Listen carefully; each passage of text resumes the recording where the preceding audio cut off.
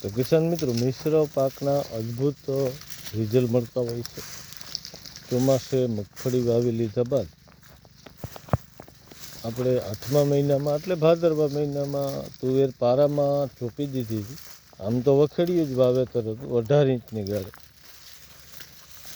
પણ માંડવી વીઘે 25-30 મણ જેવો ઉતારો આપી દીધો બાદ પારા ચડાવી અને જુઓ આ તુવેર છે તે અત્યારે શિયાળુ પિત્તના કાંઈ ખર્ચા વગર તૈયાર થઈ જાય. 72ની જારી ઉપર છે, જે આપણે વખેડિયું કહીએ 18 ઇંચની 4 આર કરતા હોય.